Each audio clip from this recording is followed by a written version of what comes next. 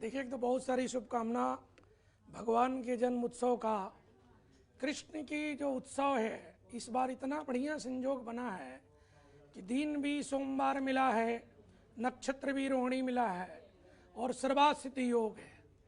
ये प्राय सब मुहूर्त एक साथ नहीं मिलता है, कई वर्षों में जा कर के सब योग बनता है।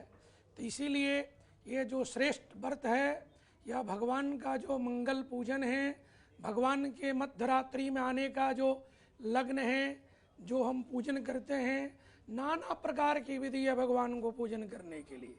सबसे पहले तो भगवान आते पृथ्वी पे जब हैं, जब जब होई धर्म की हानि, बाढ़ई अधम असुर अभिमानी।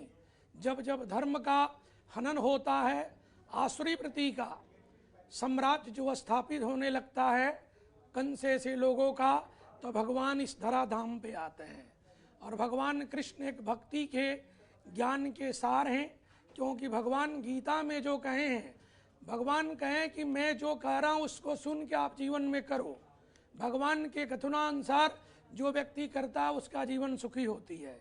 अब रही बात जन्माष्टमी की, तो जन्माष्टमी आप मनाएं अपने घर में, दिवालय में, शिवालय में, कहीं भी रहें।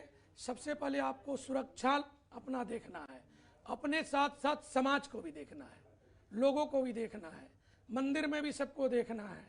भगवान के जब हम जन्म होता है उस मुहूर्त को अभिजित मुहूर्त कहते हैं। रात्रि में 12 बजे, राम का भी इसी तरह 12 बजे है और भगवान कृष्ण का भी 12 बजे है। तो हम जो रात्रि में मनाएंगे तो भगवान के आगमन के लिए हम श्रृंगार इत्यादि पुष्पों के आसन लगाते हैं, भगवान की एक प्रतिमा रखते हैं जिनको लड्डू गोपाल हम कहते हैं। भगवान को प्रणाम करने के बाद पंचाभिषेक का विधान है।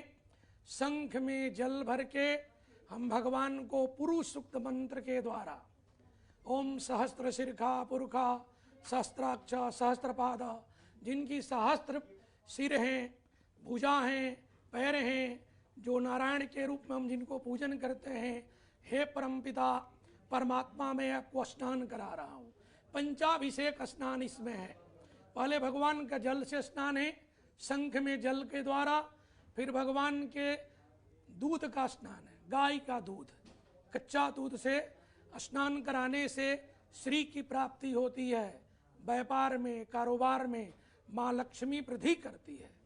जो कोरोना काल में बहुत लोग अपने व्यापार में चाहे नौकरी में सबकी डमाडोल स्थिति बनी है, कलो भगवान को स्नान दूध से जरूर कराएं। उसके बाद भगवान को दही से स्नान कराएं। दही के बाद भगवान को घृत से, मक्खन से भी स्नान कराने का विधान है और शहद का भी स्नान कराते हुए लास्ट में हम भगवान को चीनी से, गुड़ से, खंड से भी स्नान कराते हैं। तुलसी पत्र भगवान को सर्वोपरि है।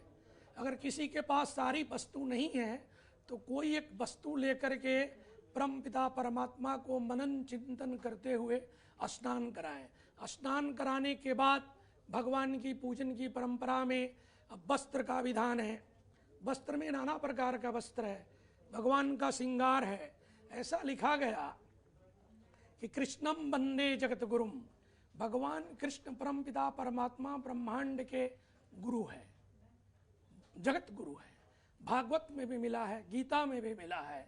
तो जो व्यक्ति भगवान को उत्सव मनाता है उसके घर में वंश वृद्धि, धन वृद्धि, कार्य सिद्धि और मांगलिक कार्य होने के बार बार संभावना भगवान आशीर्वाद रूप में उसको देते रहते हैं।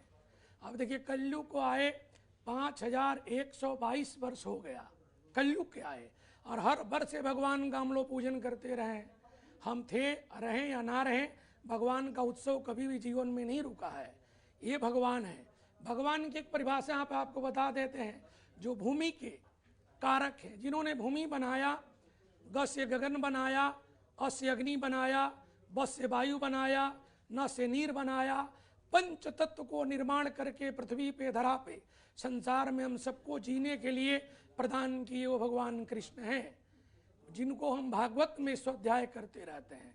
धर्म क्षेत्रे कुरुक्षेत्रे, धर्म क्षेत्र हो या कुरुक्षेत्र हो, आपका आंगन हो या देवालय हो, हम देश में हो या विदेश में हो, परदेश में हो, जहाँ आप रहें जो आपके पास वस्तु सामग्री पूजन की है लेके भगवान को स्नान ध्यान करके आप पूजन करें। कोमल जी।